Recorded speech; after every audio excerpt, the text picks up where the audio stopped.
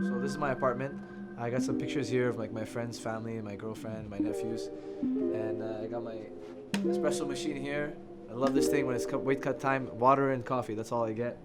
Relationships, like friends-wise, you can't have better friends than your teammates. Mandel is usually where he's hanging out all the time on the couch. I was in the dorms years ago, and me and Mandel have been together for a long time. He stays with me now when he comes here to Montreal. He's from Toronto. Aiemann was my first friend at Tristar, because when I came and I was in my late teens, probably 18 or 19, I was like skinny and I had dreadlocks and I was just a weird guy, but I was pretty good for my age. So I got a lot, I don't know, and I just am not very social generally, so I had trouble kind of working my way into the team, but Aiemann saw something in me. My apartment's pretty decent size. I got the TV in here, my couch, and I got my bed. You saw my room. My room is very nice, TV, couch, king-size bed.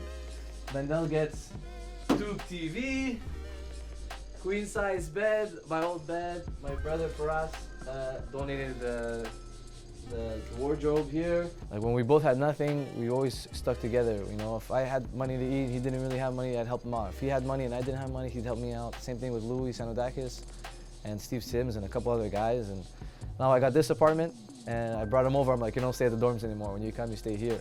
We were cool from the beginning, so it's really nice to have that still and for it to be, stronger. Like our friendship is, I wouldn't give it up for the world. Mandel likes to put his clothes on the floor, very nice and clean.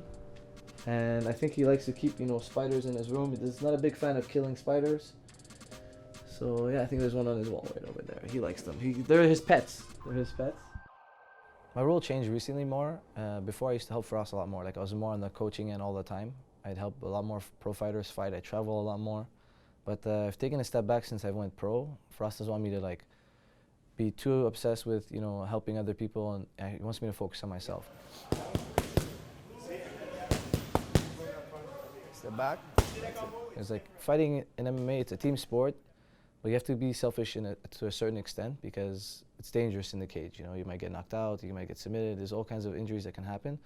So now what I do is I train myself and I teach private lessons throughout the day to make money on the side in between fights, because fighting in the local circuit, you don't make crazy amounts of money.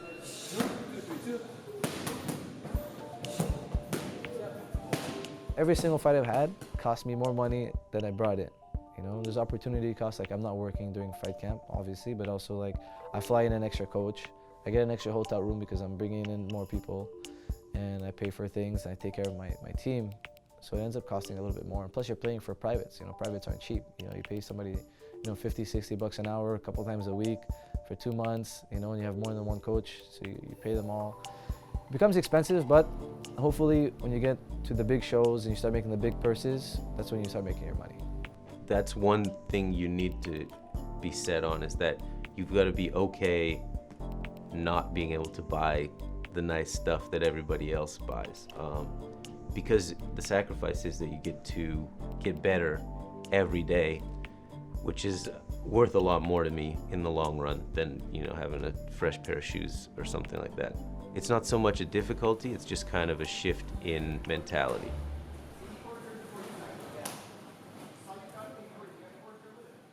The fight life is crazy, man. It takes a special person to be able to do this. And I always kind of say like the 3 Ps, man: pain, punishment, and poverty. Like you gotta be willing to deal with that.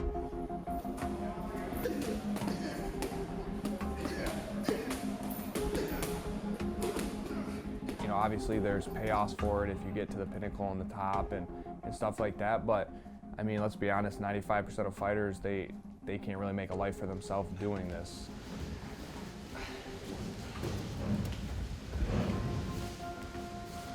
They got to have backup plans, side jobs, and all that. When people see you on TV and everything like that, it kind of can be distorted, because you would think just because you see somebody on TV that they're taken care of financially and all that, but it's not the case. I mean, a lot of fighters, man, just barely make it by, and a lot of fighters like grind and bust their butt their whole life and never really have anything to show for it. Représentant Tristar Gym de Montréal, Québec, please welcome Aiemann Zahabi. I fought 6 times and I've only gotten like, my first fight I fought once in 1 year, and then I fought a year later 2 times, and then a year later after that 2 times. So it's like, it takes a long time to get your fights because when somebody puts on a show, there's usually 10 to 12 fights. I mean, there's only 24 spots. How many pro fighters there is in Quebec alone? Hundreds. How many fighters in, Saskatchewan, Alberta, Vancouver? There's tons of fighters. And promoters, they want to make money, that's their job. They're there to promote the fight and bring in income. So they try to get their ticket sellers on first, okay? So that's super important, and they can't have their ticket sellers lose. So there becomes this politics where they got to protect their guys to make sure that they're making money. So then the shows, they may not be as exciting because, they're going to fight these guys with most likely going to win, 80% chance, 90% chance. And then they don't want to fly in people from outside, because to fly in somebody, you got to fly in the fighter himself, you got to fly in the coach, you got to pay a hotel room for them, and you got to give them per diem for something to eat. So then bringing people from the outside is a lot harder. Like for me to fight outside of Quebec took a long time. Like I had to be 5-0 to fight in Regina, because nobody thought it was worth it bringing me out, or it was maybe a little bit risky. And it's the same thing here in Montreal. Like when I first started, I wanted to fight guys from outside, the promoters wouldn't bring them in. And then people from Quebec weren't really into fighting me because, I'm from Tristar, it's scary. Like, these guys from Tristar, they're good. And a lot of my guys, like even Mandel Nallo, one of the best fighters in Canada, and he has a hard time getting a fight.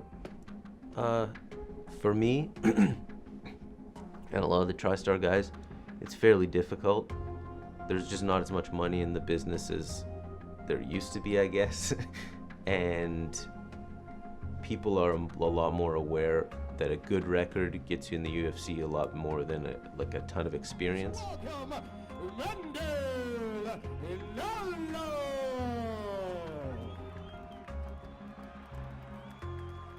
Just have to jump on opportunities, and it gets better with more experience. At 5-0, you get some offers that are a lot better than when you're 3-0. So it can only get better from here.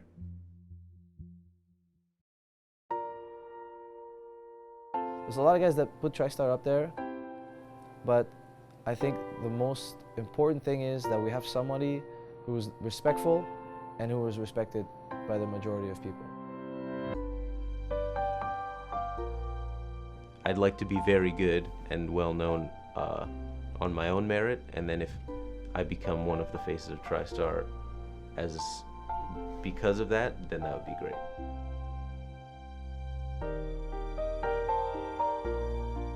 For me, if I get into a big stage fights, I want to be known as the Tristar guy. I want to be the guy who carries the torch, and I have no problem holding that torch.